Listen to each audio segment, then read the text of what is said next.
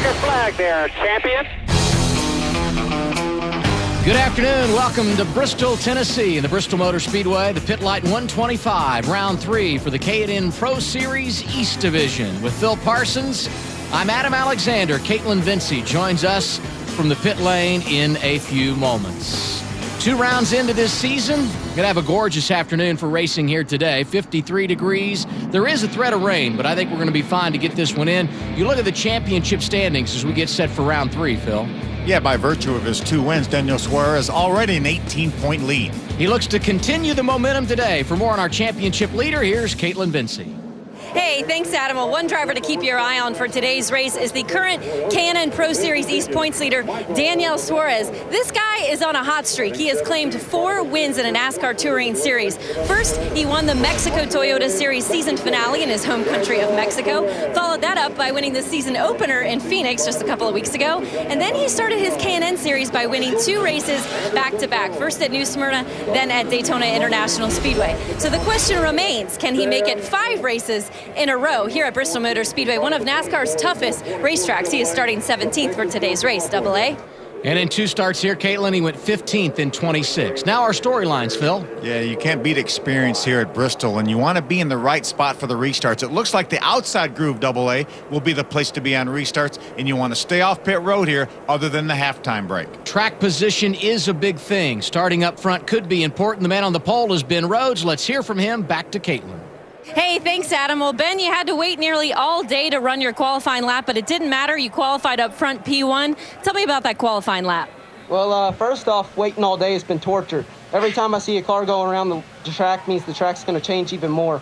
So hopefully our car's not too dialed out for the track or how much the track changed anyways. But I think we got a really good car. It was good in qualifying. We'll just see what we can do here. Hopefully not lose any more spots. Well, when you raced last year at Bristol, you finished 9th. Now you're starting up front. How do you plan to keep your car up front all day long? Well, we're a step ahead from where we were last year. We had to race the backup car. We got involved in an incident in that practice, so we're a whole step ahead, so I feel better already. Ben Rhodes, a driver to watch today. 3rd consecutive start this season on the front row. I guess you can say qualifying is no problem for him. What does the rest of the grid look like? We will introduce you to the 35 drivers going green here at Bristol when we return. 35 cars have rolled off here at Bristol. We'll look at the starting lineup for today's PittLite 125 in a moment. First, let's go back trackside, a report on tires. Back down to Caitlin Vincey.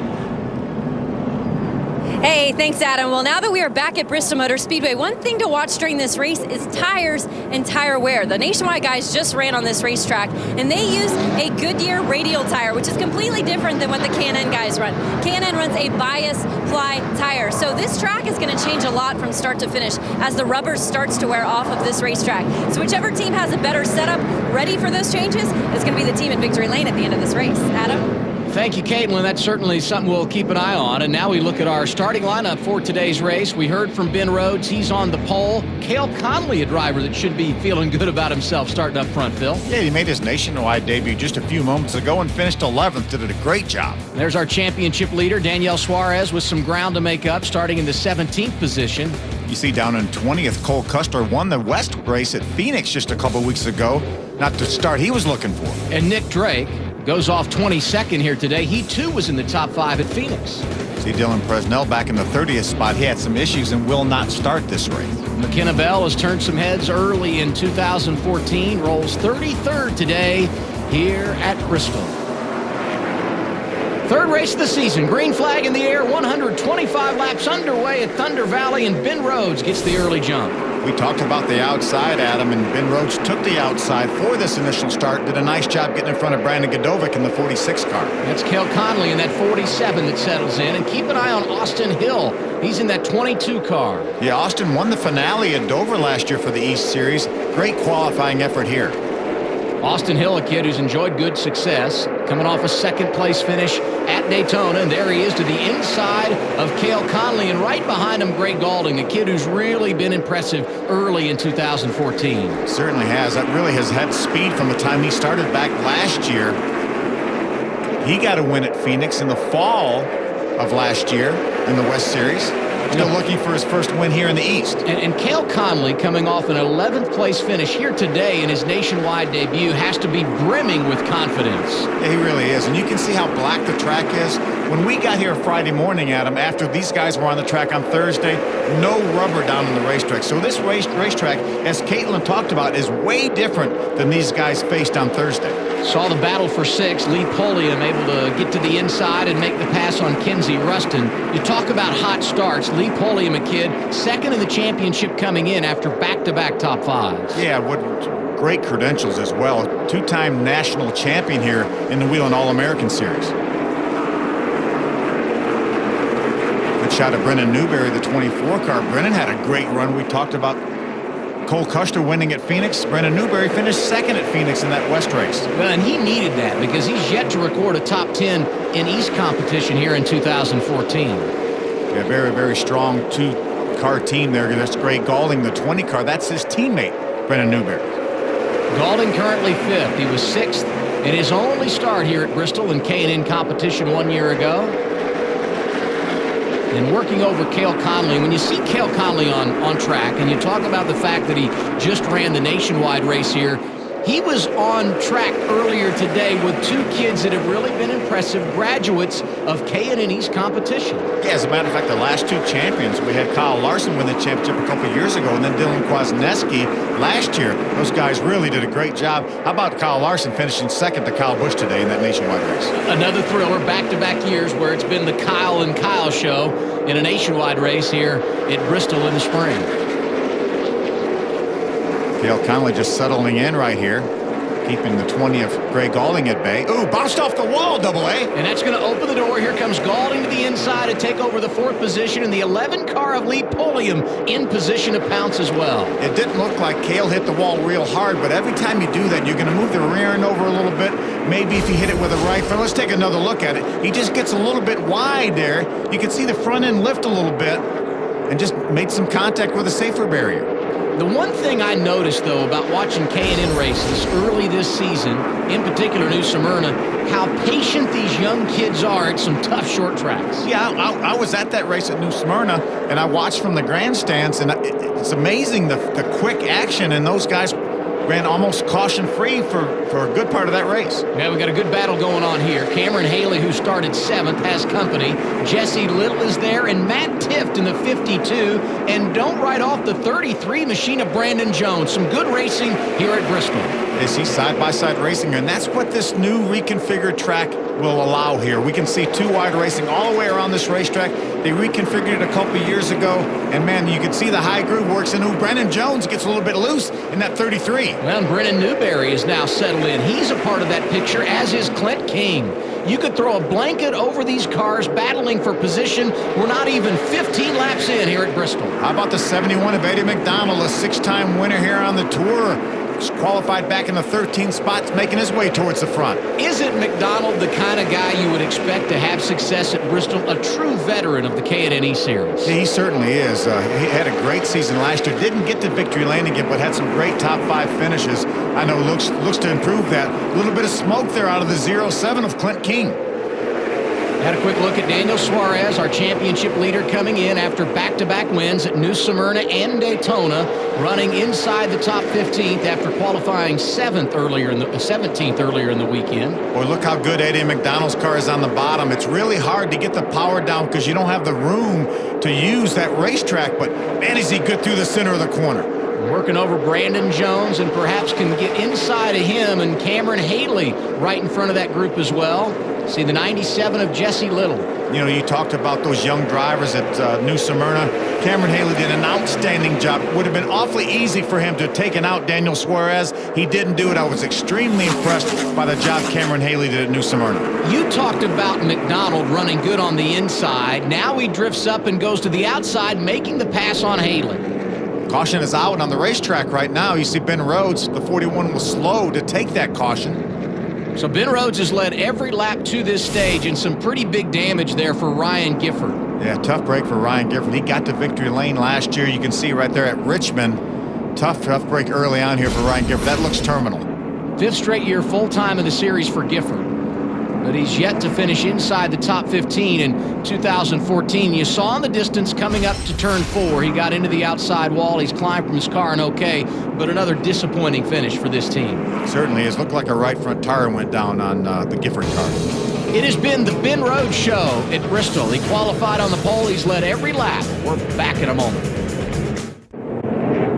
First caution of the day has been cleaned up here at Bristol in the PittLite 125 for the K&N Pro Series East Division.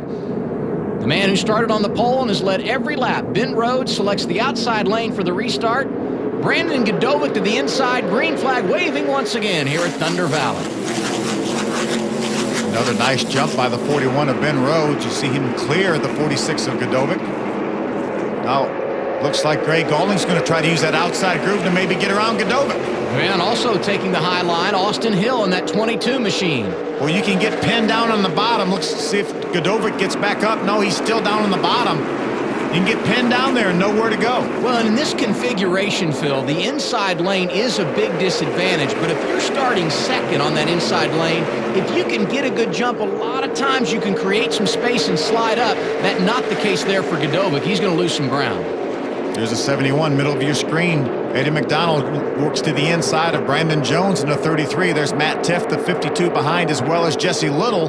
Some great side-by-side action all over this racetrack. Well, we've seen them 2 and 3 wide.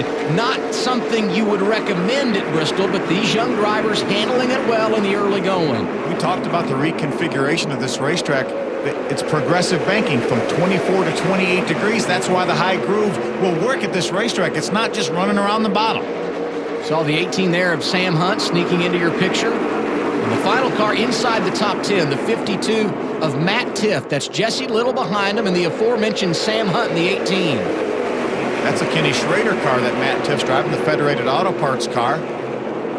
Matt will run several races for Kenny Schrader in that car this year. Newberry in the 24, putting a move on Jesse Little, that 97 machine. And there's our championship leader, Daniel Suarez. Worked his way up to 14th. He's doing a nice job of being patient in the early going. He really is. You see him get on the throttle and in the center of the corner, not quite able to squirt by the 97 of Jesse Little. See if he can do it down at this end as we watch the 15 of Nick Drake, the Napa car, right behind that side-by-side battle. And, of course, Drake in the 15 teaming up with Brandon McReynolds, who will run for the championship in the K&N West Series here in 2014. And now our second caution of the day, the 14 car of Trey Hutchins is slowed on track. It looks like a right front tire issue for that Borley exhaust Chevrolet for Trey Hutchins. Trey had a great run at Dover, finished in the top 10 in the finale last year. This is his first start of the year. As you can see, only his 4th start ever, but a lot of damage to that car. His 3 previous starts all coming in 2013, and unfortunately, his debut on the 2014 campaign not going to go the way that Hutchins would have liked. Lots of spectators hanging out. Ty Dillon, who competed earlier today, watching the action here at Bristol. Set for the restart in the PittLite 125 here at Bristol Motor Speedway with Phil Parsons. I'm Adam Alexander. The pole sitter Ben Rhodes continues to lead this race. This time, some new company to the inside. Gray Golding running second on the restart as we go back to green. Gray took advantage of being on the outside on the last restart to get by the 46 of Brandon Godovic. Now he's going to have to start to the inside, but does a nice job here. Looks to the inside of Ben Rhodes. Now tucks in behind. And that's what I talked about earlier, Phil. If you can create separation on that bottom line running second, then you can drift up and tuck in behind the race leader. Yeah, Gray did it exactly right here. Now Ben Rhodes has about a 2-car length lead over that 20 of Gray Golding. Brandon Godovic right now slotted in 3rd. And Rhodes, despite the fact that he has the advantage of the outside lane on these restarts, has done a masterful job of handling each one today. He certainly has. Every single restart from the initial start of the race to the couple of restarts we've had, he's done a great job of creating a little bit of separation, but he has the advantage. He's the one that starts the race. He can't really afford, though, to hang tight because Gray Golding is putting on some pressure. He's not gone away. I know Gray Golding wants to get that first East Series win. We talked earlier that he got that West Series win at Phoenix last November, but he wants to do it here in the East. Comes in 7th in the championship, and I guess you could say Gray Golding is consistent. Back-to-back 7th place finishes at Daytona and New Smyrna. And then he should be 7th in the points. That's right. 2 7s. It all adds up. There's Eddie McDonald now on the inside of that 33 car, Brandon Jones. You see Eddie started back in the 13 spots, made some nice moves here to get up to the 7th spot, racing with Brandon Jones. Well, it's impressive that he's made up 6 positions when you consider the traffic that he's had to deal with, and we've already had a couple of cautions in this race. Yeah, and the caliber of drivers that started up front that Eddie's been able to get by. He's done a nice job there. There's Cale Conley, the 47. He's running the high line. He got 300 laps worth of that early on today in the nationwide race. Got Brandon Jones right behind him, working him over. Jones so impressive in the season opener. Finished 3rd at New Smyrna. Trying to back it up with another top 5 run today here at Bristol. Currently scored 7th as we close on lap 50 of 125 at Thunder Valley. Brandon in that 33 car, as well as Ben Rhodes in the 41, are 2 of the 5 Turner Scott Motorsports entries here. Remember, they're the defending series champions with Dylan Kwasniewski. Cameron Haley came from the West Series, jumped in that ride, that 98 ride, that Dylan Kwasniewski took the championship. Now Brandon Jones is trying to get by that 47 of Cale Conley. This is good racing at Bristol right here. Drivers being patient, but certainly putting themselves in position to make the pass. You know, Bristol used to be, Adam, to pass somebody, you had to knock them out of the way. They did this racetrack, reconfigured it. Now you can race side by side. We've seen them race 3 wide here. They did a great job fixing this racetrack. Here you see Sam Hunt on the move. He goes to the inside of that 52 machine. That's Matt Tifft. He makes the pass. Right behind him, Daniel Suarez. Yeah, Suarez trying to make a move towards the front. Did not get the qualifying effort that he was looking for. He does make his way by the 52 of Matt Tifft to move up another spot. You and I mentioned the fact before we went green today that this has not been a great track for Suarez. 2 starts here, 15th and 26th are the results. But his confidence has got to be on high coming in by virtue of the fact that he's undefeated, 2-0 in East competition in the 2 races we've had in 2014. Yeah, he's undefeated in 2014, as Kalen told us. He won the Mexico race at Phoenix, so what a great start to the season for him. Good battle here. You got Nick Drake in the 15, and also that 99 starting to turn some heads. Patrick Staropoli started 24th, but he's working his way to the front. You see Peak on the side of that car. He actually won the Peak Driver Challenge. He got him a couple West Series starts last year, had a 5th and a 6th place finish in those 2 starts. And as you move, Cale Conley into the wall again. Oh, big hard hit. lick. Lee Pulliam hitting the 55 machine of Jerry Dawson. Caution is out for the 3rd time today. We saw Conley get into the wall. The 2nd time we have seen that here this afternoon. This one a bit more hard than the last time we saw him get into the outside wall, but the reason the caution is out is the incident you see middle of your screen, the 55 of Jerry Dawson, tagged by the 11 of Lee Pulliam, who simply had nowhere to go. Yeah, I was actually watching the 47 of Cale Conley, then I glanced up at the last moment and saw the contact here. This happened right in front of our leaders. Lee Pulliam was running up with the leaders, and a lot of them had to make really evasive maneuvers to get by that 55, and unfortunately Lee Pulliam looked like he had nowhere to go, as you mentioned. Well, the window nets are down. I saw some movement inside Dawson's car, and now I can see that Lee Pulliam is also moving around inside the 11. So we hope the best, and as you would expect, the safety workers here at Bristol, the same ones that will work the Sprint Cup Series race tomorrow and did the nationwide race earlier today, quick on the scene, and as you can see, we've gone to a caution, from caution to a red flag situation. Yeah, these track workers here at Bristol Motor Speedway do such a great job here, and they're so valuable, and they'll just take their time. They know they're going to make sure. There you see Lee Pulliam getting out of his car. That's a great sight right there, the 11 car. I'm sure it rang his bell a little bit. There he is right there. A little slow as he climbs from his machine, a driver that's had a lot of success in a short period of time. As we mentioned, 2-time defending national champion in the Whelen All-American Series. I'm sure he's going to be a little bit sore. So driving this year full-time for Shiggy Hattori. Part of another good sight right there. So Jerry Dawson, who did not make a K&N start before this season and really has gotten off to a difficult beginning in 2014, 30th in the season opener at New Smyrna, 25th at Daytona in the 2nd event of the season. And obviously a torn-up race car here today, not going to get the result he would like at Bristol either. And, you know, you go back to Lee Pulliam, he's gone back-to-back inside the top 5. So not only is this hit bad for his Bristol opportunities, but it has a championship impact as well as we go back and watch what happened. See, there's our leader. That's the 55 of Jerry Dawson. Right in front of our leader of Ben Rhodes. You see he gets sideways and then tried to correct it. Ben does a nice job. He saw it initially first to get by. He saw all these other drivers going to have to take some evasive maneuvers. There's Cale Connolly. He gets loose up against the outside wall right as this is happening. Then you see the drivers in front of him go every direction.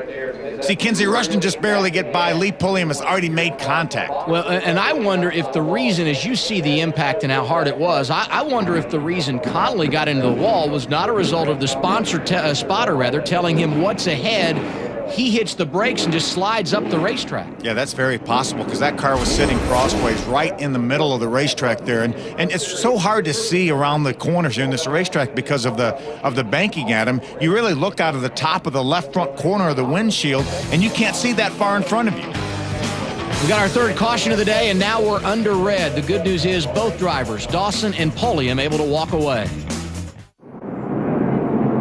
The red flag has been lifted here at Bristol, and Lee Pulliam has made his way to the infield care center. He is okay, and right now he's with our Caitlin Vincey. Good to see him walk away.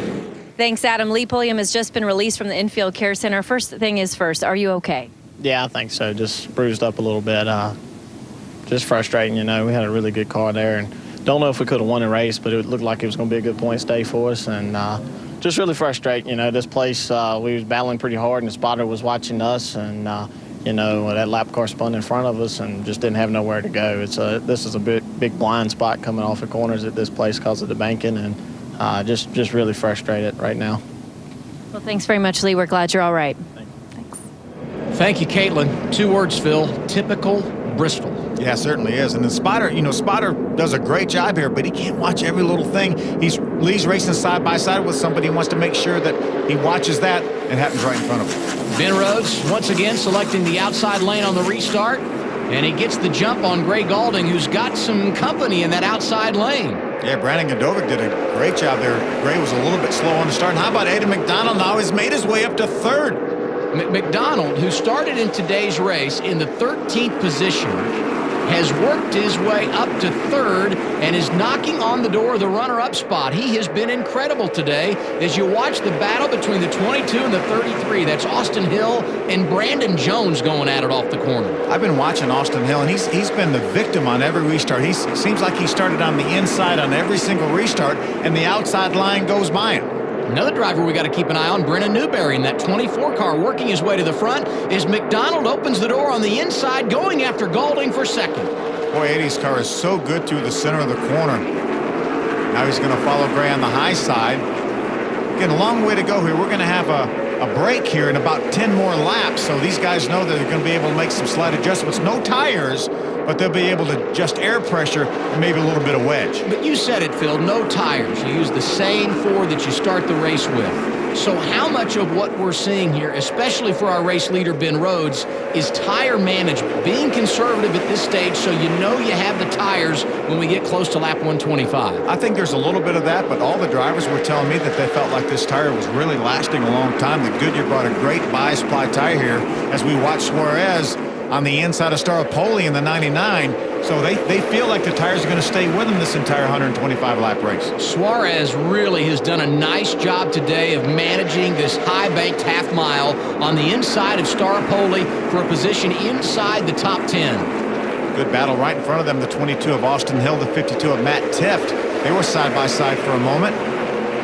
Suarez nowhere to go here, just couldn't quite clear the 99 of Staropoli. Well, when you go big picture talking about Suarez coming into today, Lee Pulliam, who was just involved in that last accident that brought out the red flag, was second in the championship. So not only has Suarez been able to work his way from 17th to a spot inside the top 10, but the potential for a huge gain in the title chase is there for Suarez. But I hate thinking about points 3 races into the season. Let's go get some wins like Suarez has done, and then the points are going to take care of themselves. That 22 car of Austin Hill continues his climb to the front, to the inside of the outside pole sitter, Brandon Godovic. He makes the pass. Brandon Jones is there, and Matt Tifft knocking on the door as well. Nice pass by Austin Hill there. He drove it in there hard. Cleared the 46 of Godovic. Now Brandon Jones is trying to do the same thing. He does as well. Now he's clear. closing on that competition caution. Always comes right around the midway point of a K&N East or West Series race. Looks like Godovic is struggling a little bit right now with the handling in that 46 car. Suarez is able to get by. Now Staropoli pulls up right up to his rear bumper. There's the 96 of Kinsey Rustin on the inside of Staropoli. And how about Kinsey Rustin? Unbelievable start to 2014, sixth at both New Smyrna and Daytona. She gets by Staropoli and also going to go by Godovic. She has been impressive early this season. Yeah, nice move. She actually was very impressive last season. She finished third at Greenville last year. That was the best finish ever by a female in this series. If she can go out and finish off this top 10 here today, it'd be 3 straight top 10s to start the year, and we're going back to Greenville, a place where she knows she can capitalize. Well, there's some good hard racing here. That was David Garbo in the 1 car jumping out in front of the 46 of Godovic. Now we have Michael McGuire in the 7 and Clint King in the 07, and the caution is out. And this is the competition caution. It comes at the midway point of every K&N East race. It turns out to be our 4th caution of this event, and it comes as Ben Rhodes has the field in tow. He has been so good early today after starting on the pole position for the 2nd consecutive race. I don't think Ben wants to change too much stuff on that car. I think he would just assume this thing had stayed green to lap 125, you know? That's exactly right. Got Greg Gaulding right behind him in 2nd, and Eddie McDonald has been the big mover so far in this race after rolling off 13th. The veteran who has 6 career victories in K&N East competition has worked his way up to 3rd. The PittLite 125 off and rolling here in Bristol, Tennessee. Our coverage continues after a break on Fox Sports 1. 4 cautions in today's race. The most recent, our competition caution that comes near the midway point of these events in K&N racing. And now we go back green. Ben Rhodes made some adjustments on that car. We'll get a report from Caitlin to see exactly what they did in his camp in a moment. But it doesn't appear to have an impact, although this time he doesn't get away as well as he has on previous restarts. Greg Gaulding is right there. Yeah, great start by Greg Gaulding. We don't know what kind of changes he may have made on his car. He may have made his car a little bit better, and it didn't need much. He's been strong this entire race. Probably easier to make adjustments when you're running 2nd and you feel like you've got to make some gains than when you're out front and everything's been going your way. That's exactly right, but if Ben Rhodes is able to use that outside line to get the advantage on Greg Gaulding, how about Brennan Newberry? Greg Gaulding's teammate now moves into the 3rd spot ahead of Eddie McDonald. Well, those are the 2 movers today. You talk about Eddie McDonald, who started 13th, and Brennan Newberry joined him on row 7, has now gotten by McDonald and worked his way inside the top 3. Rhodes under heavy pressure. What did they do under this competition caution? Let's find out and go back to Caitlin. Hey, thanks, guys. Also on this scheduled caution, the current race leader, Ben Rhodes, the number 41 machine, came down pit road, and their team told me they did 2 down on the track bar as their adjustment for the Alpha Energy Solutions Chevy, guys. A little bit loose there for Ben Rhodes. He wanted to tighten that car up a little bit. This is as tight as we have seen the racing at the front today. Gaulding was right in the hip pocket of Ben Rhodes earlier in that last segment of the race, but this is really the first time we've seen 3 or 4 cars this tight over a long period of time. Yeah, certainly is here. And Eddie McDonald, we know he has a good car. He hangs in there in the 4th spot. As you can see, Ben Rhodes has led every single lap to this point. Rhodes ran 7 races in 2013, a pair of top 5s. And as we pointed out earlier, this is his 3rd consecutive start on the front row. Qualified 2nd in the season opener at New Smyrna, and back-to-back poles, Daytona and here at Bristol. I guess you could call him front row Rhodes, huh? Yeah, that sounds good. A little bit of smoke there from the 20 of Greg Gaulding. Could have been some tire smoke. That Krispy Kreme car. As his teammate Brennan Newberry, the 24 right behind him, all over his back bumper. Rhodes is going to be craving donuts when this thing is over, because you talk about Greg Gaulding being right behind him in that Krispy Kreme car, and there's the 96, a little damage for Kinsey Rustin. Not sure exactly what happened, but you can see that left rear, Phil. Yeah, it looked like she might have got tied up with Patrick Staropoli there for a moment when we caught a glimpse of them. They were running together, and Kinsey slowed right after that. It's Brandon Godovic in the 46 right in front of her, and there you see Staropoli just leaving the screen in the 99. See Kinsey currently running in the 11th spot. There's Ronnie Bassett Jr., the 04. That's the first time we've seen Ronnie today in the 04 car. You mentioned earlier, David Garbo Jr. started 16th. He, too, has made some gains on the field working his way to the front. See, Michael McGuire, that 7th car, he was our pole sitter and had a top 5 finish here last year. He started back in the 18th spot. So we got 42 laps to go in this one, and Ben Rhodes has owned the show. Started on the pole and has dominated, leading every lap. Ray Gaulding is right behind him, and then you've got the 24 car of Brennan Newberry. He has been impressive today, Caitlin. On lap 82, Brennan Newberry runs full-time in the NASCAR Camping World Truck Series. He's one of the big movers of the race. He started in 14th, but his Chevy is already up to 3rd, guys. He and Eddie McDonald, there's something about the magic. Oh, trouble for Suarez. Suarez, who was inside the top 10, our championship leader, could be a right front, Phil. Is that what that looks like to you? Yeah, it looks like a right front went down. He made contact with the outside wall. That may not put him out, but that's going to certainly put him out of contention. Top 2 in the championship today have had problems. Lee Pulliam, who came in as the runner-up in points, and Daniel Suarez, who we pointed out multiple times today, got the 2 wins to start the year, both having difficulties at Bristol. See, Ben Rhodes now has been able to open up about a 6-car length lead over Gray Gaulding. Gray's in the middle of a good battle with his teammate, Brennan Newberry. And you got to be impressed with Eddie McDonald here. I mean, he just lay it in the weeds, making sure he keeps his tires fresh for the stretch run and letting these 2 youngsters go at it. Yeah, he knows right now he's running 4th. If they have a restart, he will restart on the outside, and he knows that could be an advantage. So I'm not sure right now, with 37 laps to go, if he wants to go up there and grab 3rd spot. So you think part of the thought process at this stage of the race is, I'm running 4th, that means on a restart I would go on the outside? You think he's managing those kind of thoughts here, Phil? Possibly, but you also, with 36 laps to go, if you don't get another caution, then you just sit there and ride 4th. So it's really a tough spot here to be in, knowing that right now Brennan Newberry is going to try to make the move on the 20, his teammate. Brennan Newberry's not happy running 3rd right now. No, he's not content at all. Opens up the inside door and working over Gray Gaulding. This for the runner-up position with 35 laps to go here at Bristol. Things getting good as we go down the stretch. Ben Rhodes, your race leader in the PittLite 125.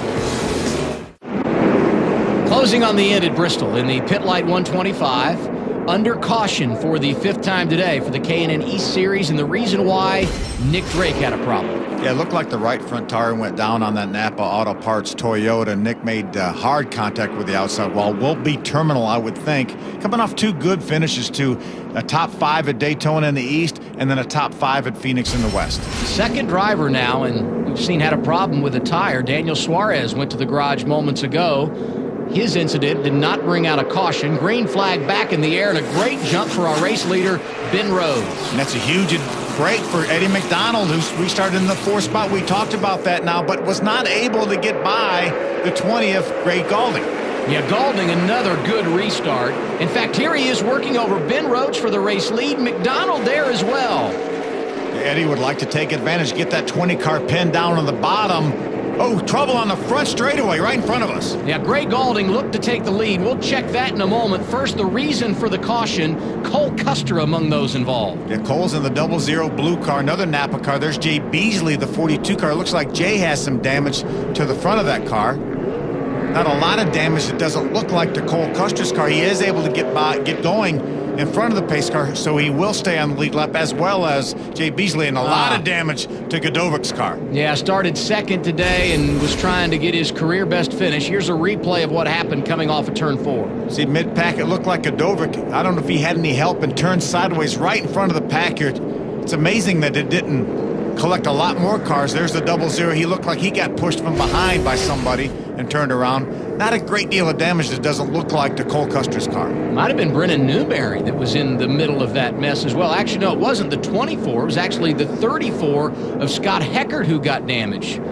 Yeah, Scott's another one of the Turner Scott cars. A lot of damage. He was having a solid run running around the top 15, and a lot of them. There's Sergio Pena, the 4 car. Look at all these cars that were involved in this accident. Pena, 22nd in the season opener, 13th at Daytona. And his experience at Bristol not going to be fruitful. He goes to the garage. They are given the signal of 1 to go. And Ben Rhodes has been put back in front of the field with 6 laps remaining. And the reason why, Phil, he was actually leading on the previous lap when the caution came out. That's right. They will revert back to the previous lap. Ben Rhodes was leading, and that's why they put him back in that spot. So on our restart, it will be Rhodes the race leader. Ray Gaulding will be second. And how about Eddie McDonald once again in the catbird seat? He'll restart fourth, but in the outside lane. Yeah, he needs to get a little bit better restart this time. He needs to get by that 20 car so he can go up there and battle Ben Rhodes. Isn't this what it's all about? Coming down to the wire, late race restart, a short track like Bristol, 6 to go. And the man who has absolutely dominated, Ben Rhodes, leading every lap, but he will be challenged down the stretch. Green flag back in the air. Rhodes once again gets the jump. Eddie McDonald pulls to the outside of Gray Gaulding. Let's see what Gray can do through 1 and 2. They're dead even. McDonald to the outside of Gray Gaulding going for second. What a great side-by-side battle for second. Looks like Eddie McDonald has the advantage. McDonald moves up to the runner-up position, started 13th earlier today, and now he's going for the race lead. McDonald peeked to the inside of Rhodes, but cannot make it stick. 5 to go. He's going to drive down to the inside again. He's going to be dead even off of 4. They cross the start-finish line. 4 laps remaining at Bristol. McDonald to the inside takes the lead away from Rhodes, but that 41 not going away in the outside lane. The 41 has the momentum from the high side. Eddie gets a little bit loose. They make contact. Rhodes close to getting into the wall. Gray Gaulding sneaks through and takes the top spot, but we get our 7th caution of the day, and NASCAR going to have to look at this and determine where these cars were on track when the caution came out. Kinsey Ruston bringing out the yellow. Yeah, tough break for Kinsey. We saw the caution come out before they got to the start-finish line, so they will revert back, I think, to the previous lap. Again, they don't go by the loops like the major touring series of NASCAR do. They go back to the previous lap. And as you can see, they're getting lined up here. Ben Rhodes in the same position he's been in all day for these restarts, the outside of the front row. He earns that as the race leader.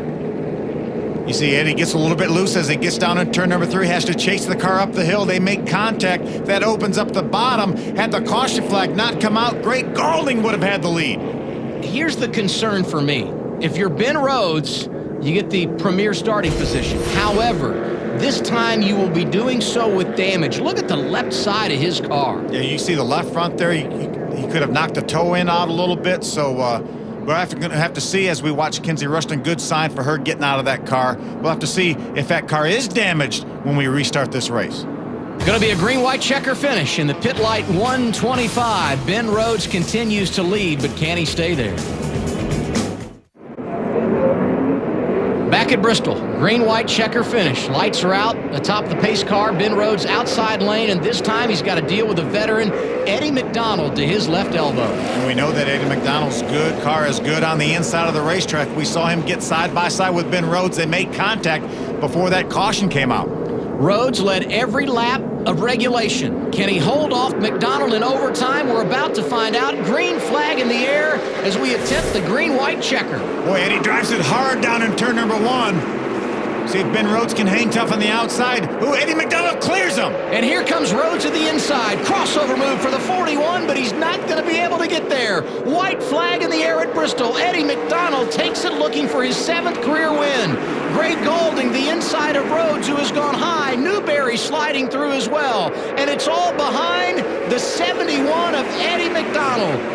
Off of turn 4, he's going to get the checkered flag. He took the lead when it mattered. He gets the 7th win of his career today, getting it done at Bristol. What an outstanding run by Eddie McDonald, and what a tough break for Ben Rhodes. As you mentioned, led every single lap up to that point. Eddie McDonald did a great job getting by on the inside. McDonald was the championship runner-up in 2009. He's missed only 6 or 7 races in this series, dating back to 2001. He's been loyal. He's a true veteran of the K&N Pro Series East Division, and today he gets the opportunity to celebrate a victory here at one of the great tracks, Bristol Motor Speedway. We'll hear from McDonald when we return. He's got the checkered flag in hand, winning the PittLite 125. There's the man that did it today. Eddie McDonald started 13th, played the patience game throughout the afternoon, and when the smoke settled here at Thunder Valley, it was he that made the trip to victory lane. You can't say enough about what he was able to do this afternoon. I'm sure an emotional moment in victory lane. Let's join the celebration now and go to Caitlin Vincent. Eddie McDonald climbing out of the number 71 Chevy, all smiles here in victory lane. Eddie, you started 13th. You worked your way up through this field. You are a winner at Bristol. How does this feel? This is unbelievable. This is so awesome to be able to win here at Bristol.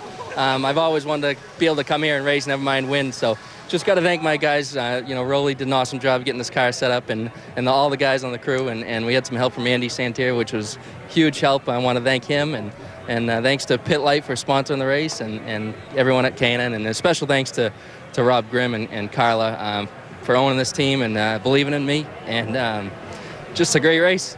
Those last couple laps were pretty much a crash fest today. So how challenging was it to work your way up to the front in those closing laps? Yeah, it was definitely tough. I feel bad for Ben Rhodes. I kind of got loose in going into 3. I was trying to drive as hard as I could, trying to go for the win. We wanted this win so bad, and I kind of felt bad. I slid up into him and kind of ruined his day a little bit. I think he still fell in a good position, but this one, this wins for Wendy Kaplan. She's going through some tough times, so. All right, well, congratulations. Eddie McDonald is a winner here at Bristol today.